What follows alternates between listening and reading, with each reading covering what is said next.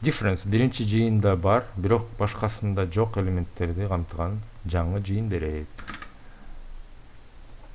Сонун эми ABCDE деп коелу. A difference беле?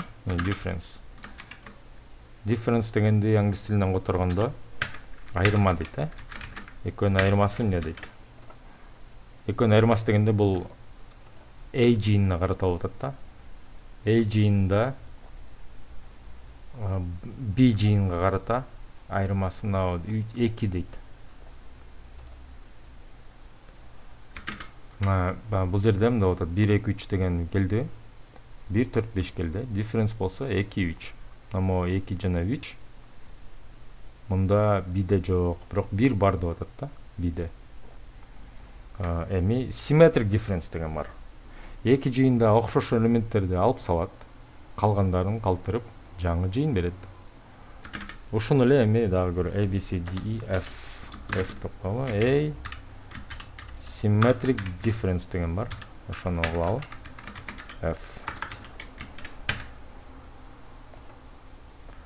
2 3 окшошторду игнор кылып салды, таштап салды. Экөөндө тең, бири-биринде камтылбаган. Мисалы, A'де 3 жок да. Ал эми B'де 2 жок. Ошол экөөнү алып туруп жаңы сет, жаңы жыйын түзүп койду. Симметриялык айырмачылык деген ушуну билдирет экен. Эми is subset. Бир жыйын экинчи жыйындын суб жыйыны болот. Мындай кылалы, татаалыраак бир мисал келтирейин. Муну азыр комментарий кылып коеюн. A барабар 1 2 экен. Ал эми B барабар 1 2 3 4 5. Эми print A is subset B.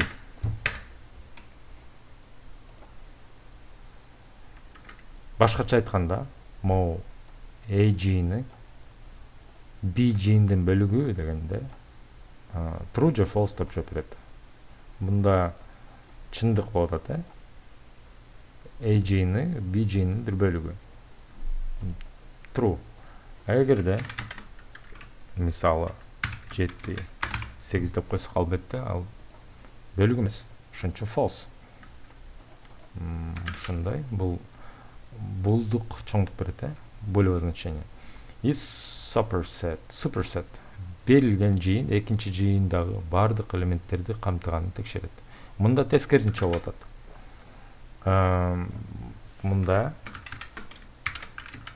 биз сурап жаткан элемент кийинки элементтин суперсети дейт. Суперсет дегенде могу бул элемент, ошондо бул жыйын чоң, бул бир кичирээк нерсе дейли.